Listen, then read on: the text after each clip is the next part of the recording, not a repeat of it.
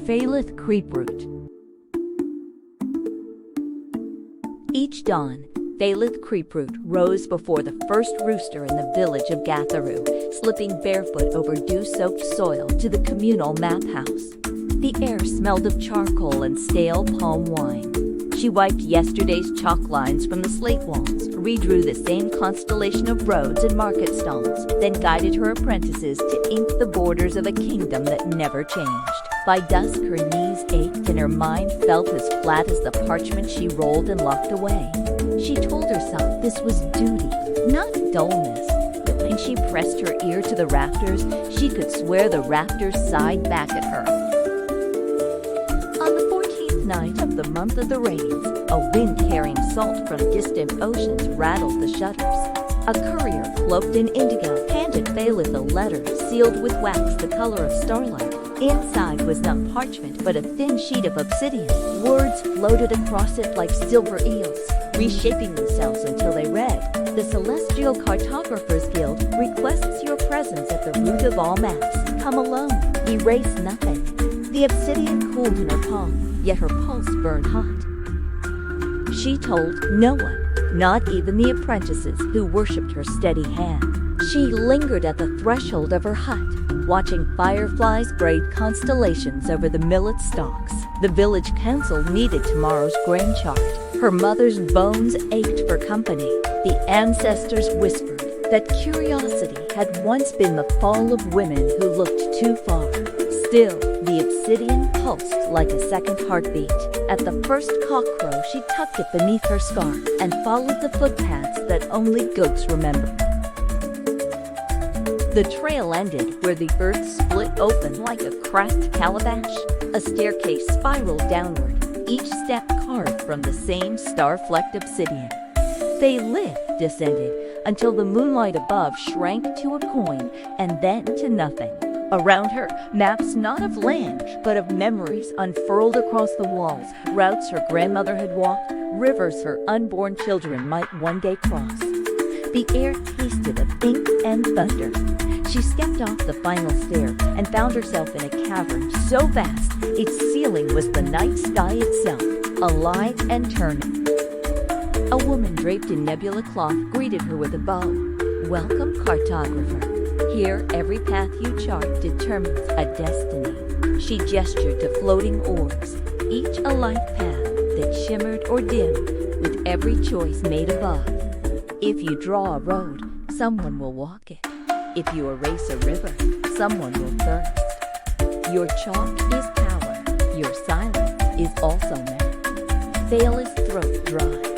She had redrawn borders without once imagining the blood that might spill beyond the parchment's edge. To earn the right to learn, Faelith was led to a table where blank star charts awaited. She was told to chart the route of a single raindrop from cloud to river to child's cup, accounting for every leaf it would kiss and every roof it would miss. Her first attempt collapsed the monsoon season into a single afternoon and flooded 3 villages. Her second attempt erased drought but birthed locusts. Each failure brought gentle correction and the toll of distant laughter turning to lament. On the 7th trial, she met others. A blind navigator who read the wind's braille. A scarred archivist who tattooed forgotten constellations on her skin. A boy who could only speak in compass directions.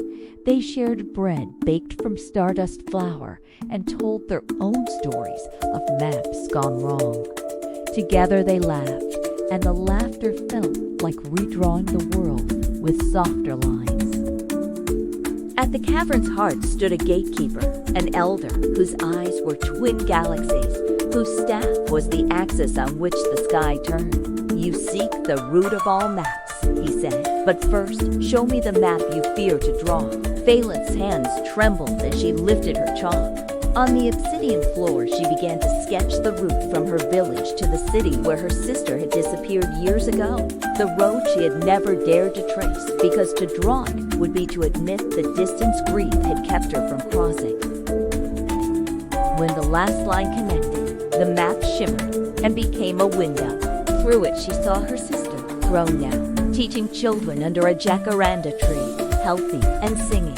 Tears blurred Faelith's sight, not because the sight broke her, but because it remade her. All the years of guilt lifted like fog under sunrise. She understood that every map she had ever drawn was also a map of her own fear and longing. The gatekeeper offered her a choice: remain in the cavern and perfect the maps until no child ever lost a path again, but never return to the world of wind and millet, or return with the knowledge she had gained, knowing that from now on, every line she drew would carry the weight of lived consequence. She thought of the apprentices, of her mother's aching knees, of the raindrops still falling somewhere above. She chose the world, and the chalk in her pocket felt heavier than iron. She climbed the obsidian stairs and emerged at dawn. The village looked unchanged, yet every roofline sang, every goat trail told a story. She redrew the morning market chart, but this time she left a corner blank where children could invent their own shortcuts. The apprentices noticed the difference in her eyes. They asked no questions, only leaned closer to catch the new cadence of her breathing. That night she held the obsidian sheet, now warm and blank. She could broadcast the secret, let every soul understand the power of their choices. But she recalled the fragile balance she had seen in the cavern, the way beauty and disaster balanced on the point of a stylus. She pressed the obsidian to her heart until it dissolved into stardust that settled into her skin like freckles. When the village gathered for the evening tales, she spoke not of hidden caverns, but of a woman who learned to draw maps with kindness. And somewhere above, a raindrop began its careful journey, guided by lines she would never need to see to believe.